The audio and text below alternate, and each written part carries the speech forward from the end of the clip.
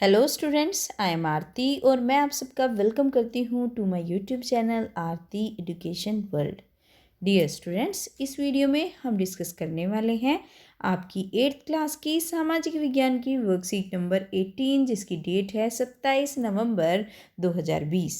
प्यारे बच्चों, आज की जो ये आपकी वर्कशीट है, इसमें आज हम पढ़ेंगे उद्योग के विषय में।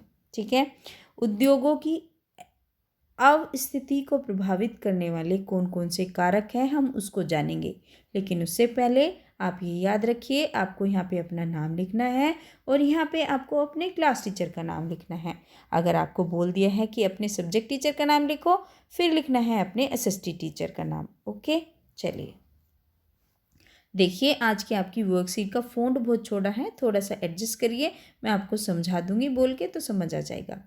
उद्योग मुख्यतः उन्हीं स्थानों पर केंद्रित किए जाते हैं जहां कच्चे माल की उपलब्धता हो, उपयुक्त भूमि हो, जल की आपूर्ति हो, श्रम शक्ति, कामगार, पूंजी, परिवहन और बाजार की व्यवस्था आसानी से हो सके। मतलब उद्योग वहीं पे लगाते हैं जहाँ पे कच्चा माल आसानी से मिल जाए, क्योंकि कोई फैक्ट्री लगी है और उसमें जिस माल की ज़रूरत है अगर वहाँ होगा ही नहीं तो फिर क्या फ़ायदा, कैसे लगेगी वहाँ पे फैक्ट्री। और वहाँ पे ज़मीन भी हो उस चीज़ के लिए, जल की आपूर्ति भी सही से हो जाए, जो श्रम शक्ति यानी कि उनको श्रमिक मिल सके, मजदूर मिल सके, पूंजी लगती है उसमें, और परिवहन की सुविधा हो। अगर परिवहन की सुविधा नहीं होगी तो कैसे होगा, और बाजार की व्यवस्था हो। अगर कोई माल बन रहा है तो उसके लिए बाजार भी चाहिए बेचने के लिए। कभी कभी सरकार पिछड़े क्षेत्रों में उद्योगों की स्थापना के लिए कम दाम पर विद्युत परिवहन सुविधा उपलब्ध कराने जैसे कई प्रोत्साहित करने वाले कार्य भी करती है। कई बार तो सरकार ऐसा करती है कि कई चीज़ें होती हैं जो पिछड़ जाते हैं, वहाँ पे लोगों के लिए काम नहीं होता या उन्हें बहुत दूर जाना पड़ता है, तो सरकार अपने उस पर क्या करती है, वहाँ पे बिजली की व्यवस्था करती है, आने जाने की सुविधाएं बनवाती है, जिससे लोग काम करने के लिए प्रेरित हो सकें। इन उद्योगों की स्थापना से रोजगार में बढ़ोतरी के साथ साथ नगरों और शहरों का विकास और वृद्धि होती है। हाँ, ये तो है ही। अगर कोई भी फैक्ट्री लगेगी, कोई भी उद्योग लगेगा, है ना, किसी भी इंडस्ट्री के लगने से क्या होगा, रोजगार बढ़ता है, लोगों को रोजगार बढ़ता है, उनका रहन सहन अच्छा होता है, और उनका जो शहरों और गांवों दोनों का विकास होता है साथ में। चलिए अब देखते हैं पॉइंट 2 क्या है। औद्योगिक तंत्र। औद्योगिक तंत्र मुख्यतः निवेश, प्रक्रम और निर्गत की एक प्रक्रिया होती है। जो औद्योगिक तंत्र होता है ना, क्या इन्वेस्टमेंट और जो उसमें सब चीज़ें कैसे होंगी वो। निवेश में कच्चे माल, श्रम और भूमि की लागत, जल की उपलब्धता, परिवहन, विद्युत और अन्य अवसंरचना शामिल है। समझे, औद्योगिक तंत्र में ये सारी की सारी चीज़ें चाहिए। एक तो कच्चे माल की ज़रूरत, एक उसमें श्रम चाहिए, मेहनत चाहिए और मजदूरी चाहिए, मतलब, और भूमि की लागत चाहिए, जल होना चाहिए वहाँ पे, परिवहन की भी अच्छी सुविधा होनी चाहिए, बिजली हो, और दूसरी जो भी उसके लिए इंफ्रास्ट्रक्चर चाहिए वो होना चाहिए। ठीक है। प्रक्रम में कई तरह के क्रियाकलाप शामिल हैं जो कच्चे माल को परिष्कृत माल में परिवर्तित करते हैं, और कई इस तरीके की एक्टिविटी होती है इस पूरे प्रोसीजर में। जो रॉ मटेरियल होता है, जो कच्चा माल होता है, उसको कैसे पक्के माल में तैयार कर देते हैं, उसका रेडीमेड सामान बना देते हैं। निर्गत में अंतिम उत्पादन वस्तु के उपयोग के लिए तैयार होना, है ना। अंतिम उत्पादन क्या होता है, जो जब वो चीज़ होती है जो वो यूज़ के लिए एकदम रेडी हो जाए तब, और वस्तु से होने वाली जो उसकी इनकम है उसको हम शामिल करते हैं निर्गत में। ठीक है। जैसे सूती वस्त्र उद्योग के संदर्भ में कपास, मानव श्रम, कारखाना और परिवहन लागत निवेश हो सकते हैं। समझ रहे हो। अगर सूती वस्त्र का उद्योग होगा, इंडस्ट्री होगी, फैक्ट्री होगी, तो उसमें क्या क्या चाहिए, हमें कपास चाहिए, इंसान चाहिए काम करने को, मेहनत चाहिए, कारखाना चाहिए और परिवहन चाहिए लाने जाने को। तो ये सब चीज़ें वहाँ पे ये ज़रूरत पड़ेंगी। ठीक है। तो ये सब चीज़ों को बोल रहे हैं। वही प्रक्रम में वस्तु की ओटाई, कटाई, बुनाई, रंगाई, छपाई प्रक्रिया, ये सब होगा वहाँ पे। और अंत में निर्गत प्रक्रिया में वस्तु से कमीज का बनना अंतिम उत्पादन है। मतलब ये निर्गत जो प्रक्रिया होती है, जब एक माल तैयार हो जाता है और फिर उसका इधर उधर, मतलब जब उसको बेचा जाता है, तो वो प्रक्रिया आती है। अब देखते हैं औद्योगिक क्षेत्र। ठीक है। औद्योगिक प्रदेश वहाँ विकसित होते हैं जहाँ कई तरह के उद्योगों को आसपास में स्थापित किया जाता है। मतलब औद्योगिक प्रदेश वहीं पे बन सकते हैं जहाँ पे उद्योगों को एक दूसरे के आसपास, आपने देखा होगा जो इंडस्ट्रियल एरिया होता है, जो इंडस्ट्री लगती है तो एक फैक्ट्री यहाँ लगेगी, एक फैक्ट्री यहाँ लगी है, तो वो पास पास लगते हैं। निकट होने के कारण इन उद्योगों को आपस में कई तरह के लाभ मिलते हैं, और जब ये आसपास होते हैं तो कई फायदे मिलते हैं इन्हें।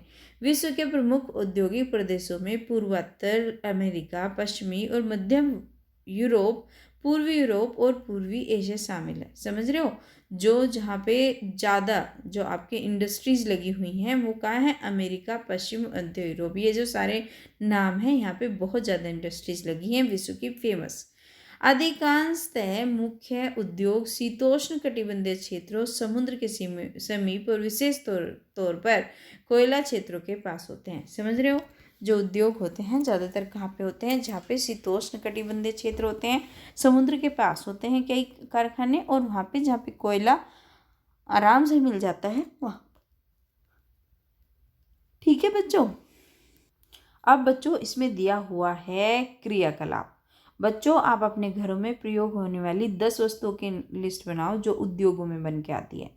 तो बच्चों सारी चीज़ें तो हमारी फैक्ट्रियों में ही बन के आती है, इंडस्ट्री में बन के आती है। अब क्या क्या वो चीज़ें हैं, देखो आप 8th क्लास में पढ़ते हो, ये तो आपको पता ही होनी चाहिए, है ना। तो ये चीज़ें तो आप लिख लीजिए, चाहे वो आपका पेन है, चाहे वो किताब है, कोई भी चीज़ है वो आपकी फैक्ट्री में बन के आती है। मतलब आप समझिए, जो आपकी नेचुरल नहीं है, जो ऐसे कि ऐसे आप इसमें सब्जी वब्जी को नहीं लिख सकते, क्योंकि वो तो आपकी नेचुरल तरीके से बन के आती है। आपको ऐसे उद्योग लिखने हैं जिससे कोई सामान बन के आता है ना। जैसे आपकी कुछ भी हो सकता है, आपको खुद लिखना है ये सब, ठीक है। उद्योग लगाने के लिए कौन कौन सी बातों का ध्यान रखना जरूरी है, तो बच्चों इसका आंसर आप इस तरीके से देंगे। 4 क्वेश्चन पूछे गए हैं, चारों क्वेश्चन को फटाफट कर लेते हैं। संचार सुविधाएं होनी चाहिए एक तो, मतलब जो परिवहन की साधन, जो ये संचार की साधन है, मतलब बातचीत, जैसे फ़ोन है, जैसे आपका इंटरनेट हो गया, ये सब, ताकि आपस में एक दूसरे को संदेश पहुंचा सकें, कोई भी इंफॉर्मेशन देनी है तुरंत दे सकें। बिजली और पानी की उपलब्धता भी होनी चाहिए। कच्चे माल और जनशक्ति का आसानी से प्राप्त हो जाए। कच्चा माल मतलब जो भी, जैसे हमने पढ़ा था सूती वस्त्र उद्योग के लिए हमें कपास चाहिए, इसी तरीके से जो भी फैक्ट्री उसके लिए जो सामान चाहिए वो वहाँ पे मिल जाए। जनशक्ति यानी कि श्रमिकों की बात हो रही है, मजदूर आराम से मिल जाए। तो पहले क्वेश्चन का बच्चों ये उत्तर लिख देंगे आप, ठीक है। चलिए दूसरा क्वेश्चन आपकी वर्कशीट में पूछा है, औद्योगिक तंत्र किस प्रकार का तंत्र है। तो बता दीजिए औद्योगिक तंत्र किस तरीके का तंत्र होता है। औद्योगिक तंत्र औद्योगिक प्रणाली को कहा जाता है। औद्योगिक प्रणाली इनपुट विधि आउटपुट से मिलकर बनती है। मतलब इनपुट का मतलब होता है जब उस समय तैयार करने के लिए क्या हम कर रहे हैं, कितनी मेहनत लगा रहे हैं, क्या क्या सामान डाल रहे हैं, ये सब। विधि किस प्रकार से वो बनती है, विधि का मतलब किस तरीके से बनती है, तरीका। और आउटपुट जो उससे रिजल्ट निकल के आया, जो उसमें प्रोडक्ट तैयार हुआ, मतलब जो उस फैक्ट्री में बना उसको आउटपुट, और जो बनने के लिए यूज़ करी चीज़ें होती हैं इनपुट, और जो वो पूरा प्रोसीजर होता है उसको बोलते हैं विधि, ठीक है। इनपुट में कच्चा माल, भूमि की लागत, श्रम, मशीनरी, परिवहन, बिजली और अन्य, ये सभी इनपुट ही तो दे रहे हैं हम उसमें। भाई फाइनल प्रोडक्ट जो आउटपुट है वो तो बाद में मिलेगी, पहले हमें ये सब चीज़ें इसमें लगानी पड़ेंगी। इसे विधि द्वारा आउटपुट यानी तैयार माल में बदला जाता है। फिर आउटपुट किस चीज़ को बोला गया है, जो उसका तैयार माल हमें मिलता है उसको बोलते हैं आउटपुट, ठीक है। तो आप दूसरे क्वेश्चन का ये उत्तर लिख दोगे। अब देखते हैं तीसरा क्वेश्चन क्या पूछा है, औद्योगिक प्रदेश से आप क्या समझते हैं। औद्योगिक प्रदेश क्या होता है, तो औद्योगिक क्षेत्र किसी नगर, राज्य या अन्य प्रशासनिक भौगोलिक इकाई का वह भाग है जिसका प्रयोग अधिकांश रूप से उद्योगों के लिए किया जाता है। समझ रहे हो, उसका किस किस लिए होता है, जिससे इंडस्ट्री लगाने के लिए, है ना। औद्योगिक क्षेत्र अक्सर नगरों की बाहरी सीमा पर स्थित होते हैं। तो ऐसे ही करते हैं, शहर के बाहर लगा देते हैं, शहर के अंदर लगाएंगे तो धुआं वुआं सारे शहर में फैलेगा, और बाहर लगाते हैं जिससे धुआं बाहर से बाहर ही निकलता रहे, क्योंकि उसमें बड़े बड़े चिमनियाँ लगती हैं, उसमें से प्रदूषण फैलता है, तो इस वजह से।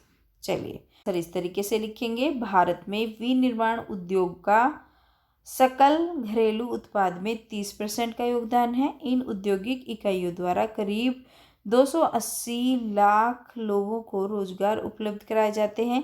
इस प्रकार यह स्पष्ट है कि निर्माण उद्योग राष्ट्रीय आय और रोजगार के प्रमुख स्रोत हैं। तो ठीक है बच्चों, तो आप चौथे क्वेश्चन का इस तरीके से लिखेंगे आंसर। तो ये हो गई आज की आपकी वर्कशीट, और आप कर लोगे ना ये वाला 10 वस्तुओं का ऐसी लिस्ट जो उद्योगों में बनकर आती हैं, आराम से लिख लोगे। भाई पेन है, किताब है, शर्ट है, बहुत सारी चीज़ें हैं। अब शर्ट तो आप दर्जी के भी सिलवाते हो, और देख लो बर्तन हैं, बहुत सारी चीज़ें हैं, वो आप लिख लोगे। 10 क्या 20 भी लिख लोगे, मैं ये जानती हूँ। तो बच्चों अब क्या करेंगे, आप लाइक करेंगे वीडियो को जिसने भी नहीं करी है, और क्या करना है, कमेंट करना है एक अपना प्यारा सा कि वीडियो आपको कैसी लगी, और फिर आपको क्या करना है, शेयर करना है अपने सारे दोस्तों के साथ। सबने सब्सक्राइब कर रखा है, अगर किसी बच्चे ने अभी तक सब्सक्राइब नहीं करा है तो प्लीज़ सब्सक्राइब भी कर लो। ठीक है, थैंक यू स्टूडेंट्स।